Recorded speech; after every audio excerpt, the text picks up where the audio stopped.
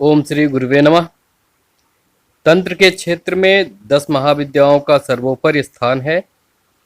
यदि किसी भी साधक के ऊपर एक भी महाविद्या की पूर्ण रूप से कृपा हो जाती है तो वह तंत्र के क्षेत्र में पूर्णता को प्राप्त कर लेता है। इन्हीं 10 महाविद्याओं में 8वीं महाविद्या है माँ बगलामुखी। बैसाख मास की शुक्ल पक्ष की अष्टमी तिथि को इनकी जयंती मनाई जाती है। इस बार यह तिथि 9 मई 2022 को सोमवार के दिन पड़ रही है। इस दिवस को बगला सिद्ध दिवस भी कहते हैं। माता बगलामुखी सिद्ध विद्या है। वैसे तो प्रत्येक महाविद्या सब कुछ प्रदान करने में सक्षम है, परंतु प्रत्येक महाविद्या में किसी न किसी विशेष तत्व की प्रधानता होती है। माता बगलामुखी त्रैलोक की स्तंभनी विद्या है, अर्थात इनमें स्तंभन शक्ति की प्रधानता है।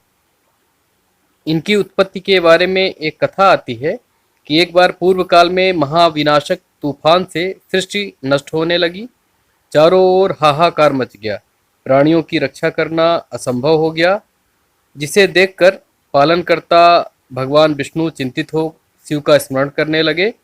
शिव जी ने कहा कि शक्ति के अतिरिक्त अन्य कोई इस विनाश को नहीं रोक सकता, अतः आप शक्ति का ध्यान करें। विष्णु जी ने महात्रिपुर सुंदरी का ध्यान कर तप द्वारा प्रसन्न किया।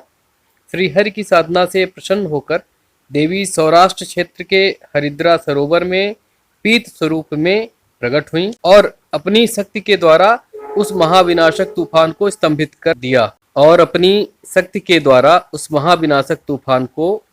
कर दिया चूंकि देवी पीत वस्त्र में प्रकट हुई, इसलिए इनको पीताम्बरा भी कहा जाता है। जो लोग अनेकों कष्टों एवं संघर्षों से लड़कर हताश हो चुके हों या जिनके जीवन में निराशा ने डेरा डाल रखा हो, उन्हें माँ की साधना अवश्य करनी चाहिए।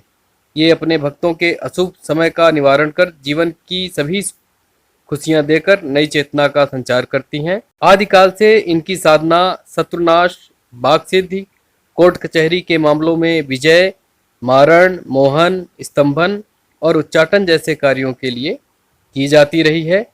इनकी कृपा से साधक का जीवन हर प्रकार की बाधाओं से मुक्त हो जाता है। शत्रु स्तंभन, वाद विवाद विजय, ग्रह बाधा निवारण, दुष्ट स्तंभन, कृत्या निवारण इत्यादि माँ की साधना से सहज ही हो जाते हैं।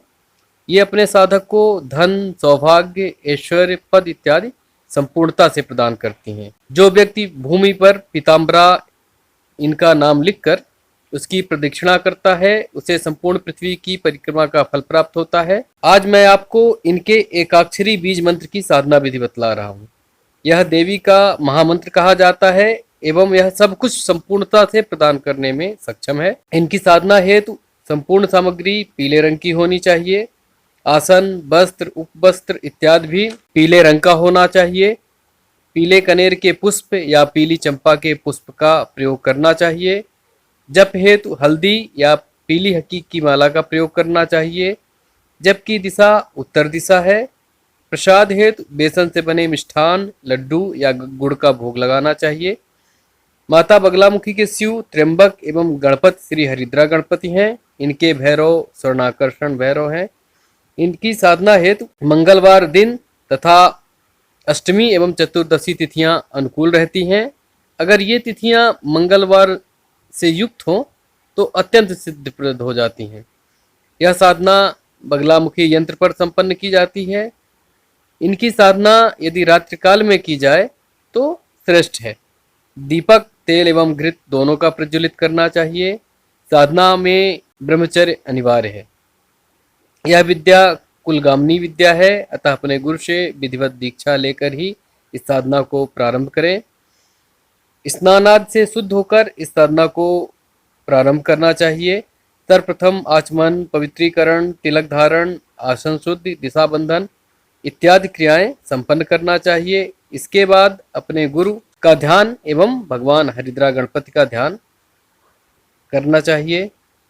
इनके ध्यान के पश्चात भगवान त्र्यंबक का एवं स्वर्णाकर्षण भैरव का ध्यान करना चाहिए एवं त्रिअक्षरी मंत्र ओम ह्रौम जूम सह का एक माला जप करना चाहिए।